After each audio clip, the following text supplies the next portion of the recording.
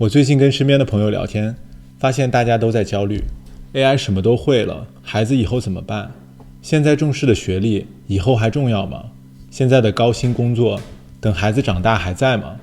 要继续卷还是躺平？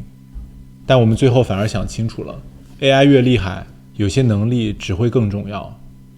大家好，我是 ZZ 爸爸，主业是 AI 产品经理，太太是儿童心理学家。我们平时经常聊一个话题， AI 时代孩子到底应该怎么培养？我们目前想到的就是4件事。第一件，内驱力，说白了就是孩子自己想做，你不用催着。这不是 AI 时代才有的话题，疫情前就有一本很有名的书，叫《如何培养自我驱动的孩子》，以后内驱力只会更重要。为什么？因为我们那条路，读书、上大学、选专业、找一份高薪的工作，已经很难预测了。等这批孩子出社会是15年、20年后，那时候还有什么职业我们无法预测。你作为家长已经不可能给孩子铺一条路，你能做的是让他自己有驱动力去学习，去不断的更新自己，才能赶上 AI 的步伐。比如说，你想让孩子学会骑自行车，我们不说这是一个任务，今天必须学会，我们说的是你学会了，咱们可以一起出去，骑到越来越远的地方，去探索不一样的地方，每一次都有新的体验，他们喜欢那种感觉，然后自己就会想，下次我要骑更远，骑更快，骑更稳。这不是一个任务，这变成他自己驱动自己做的事。再过几天你就发现他会主动说要去练习骑车，缠着你要出去，刮风下雨天都想去，是你挡也挡不住的。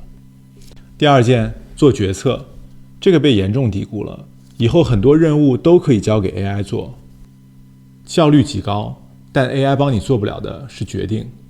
AI 可以给你在几分钟之内做一个详尽的报告，帮你分析利弊，但最后选什么方案还是得你来。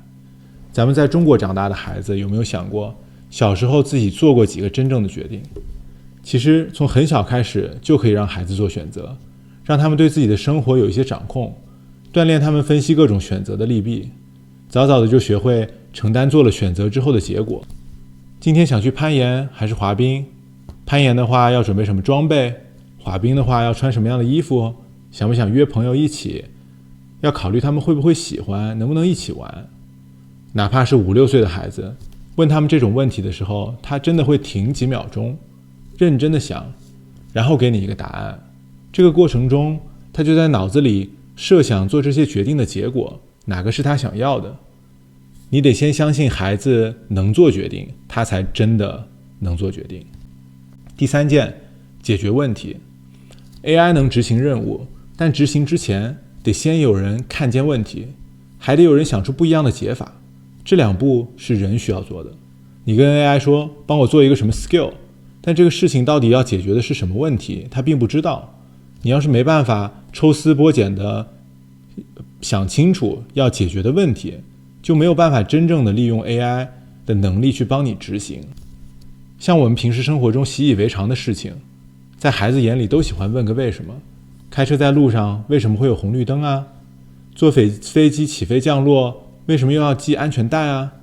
第一次坐轻轨，为什么火车要隔几分钟才来一辆？我问他们，你们觉得呢？看看轨道，盯着轨道想了一会儿，说因为同一条轨道不能走2辆车，前面一辆走了，后面才能跟上来，离太近的话会撞。他不是在背一个知识点，他在自己把一个现象拆开，看到背后要解决的问题是什么。再比如，我们每天讲睡前故事，讲到佩奇里面有一个故事，说乔治跟他的朋友理查德总是在抢玩具，总是哭，最后猪妈妈想到一个办法，让他们俩玩跷跷板，这样子就不会抢了。讲完呢，我们就问孩子，你还有什么别的方法可以解决这个问题呢？孩子说他们可以荡秋千，一个人推另一个人。我觉得这个解法特别好，而且是他们生活里真的会做的。标准答案之外总有别的路可以走，这种发散思维解决问题的能力最适合从小就培养。 AI 很会执行，但看见问题找出新的解题思路，那是人要做的。第4件，社交能力。AI 越强，人反而越重要。这话听起来有点反直觉，但我越想越认同。为什么？因为 AI 帮你执行，但资源还是在人的手里。拉投资、找合伙人、谈合作，能不能成，看的是你能不能跟对方建立真实的连接，这个 AI 做不了。但社交能力，我以前以为是天生的，有些孩子外向，有些孩子安静，好像没得教。但后来想通了一件事，你不需要让孩子变得更话多，变得更外向，你需要让他成为别人愿意跟他社交，愿意跟他合作的人。你想一想，你身边那些让你觉得社交很舒服的人，他们的共同点是什么？不是话多，不是外向，而是体面大方，在合适的场合做合适的事。比如说，我们孩子特别迷数学，见到朋友就考他们乘法。很多孩子在这个年龄还没有接触过，根本没有这个概念。我们没说你不要烦别人，我们提醒他，你看一下朋友的表情，他开心吗？你在判断要不要继续问。他在学校吃过亏，别人乱回答，他说你答错了，然后就起了矛盾。我们引导他说，班上哪个朋友可能对数学感兴趣，可以去问问看。过了几天，他回来说，班上有个同学会乘法，我们一起玩了新的游戏。